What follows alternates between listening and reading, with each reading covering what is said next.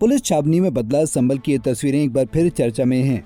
पिछले साल दंगे के बाद चर्चा में आया संभल रह रहकर फिर सुर्खियां बटोर रहा है। देश भर में आज संभल के इतिहास के उन पन्नों की चर्चा हो रही है जहां दंगों की आग ने सदियों पुरानी साजिश संस्कृति को चुनौती दी। इस सच्चाई ने न सिर्फ स्थानीय लोगों को बल्कि पूरे देश को झकझोर कर रख दिया। 24 नवंबर 2024 को संभल की जामा मस्जिद के सर्वे के दौरान भड़की हिंसा ने एक बार फिर इस शहर को चर्चा के केंद्र में ला दिया है। इस हिंसा की जड़ें कितनी गहरी हैं, इसका खुलासा हाल ही में न्यायिक आयोग की 450 पन्नों की विस्फोटक रिपोर्ट में हुआ है। इस रिपोर्ट ने संभल के इतिहास के उन काले अध्यायों को फिर से खोल दिया है जो दंगों की आग में जलते रहे।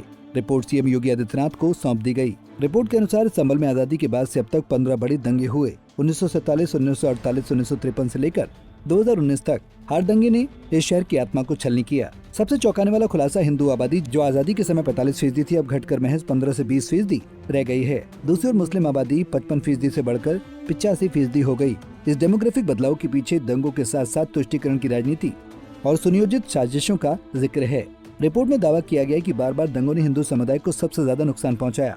1978 के दंगे में 184 हिंदुओं की हत्या का जिक्र है, जहां उन्मादी भीड़ ने चुन चुन कर निशाना बनाया।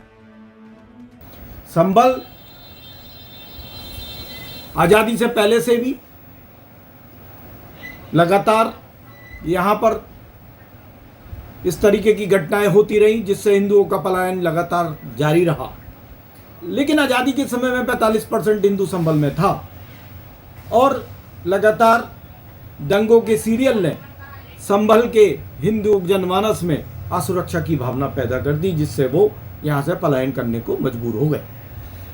आज स्थिति ये आ गई कि 15% की जो रिपोर्ट 24 नवंबर के दंगों के बाद दी, उसमें भी कमी आई है। आज संभल से लगातार पलायन जारी है।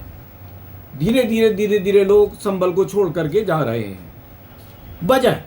वजह सीधी सी है कि 24 नवंबर हिंदू की संपत्ति पर कब्जा, जबरन धर्मांतरण और डर का माहौल, ये वो कारण है जिन्होंने संभल की डेमोग्राफी को बदल दिया।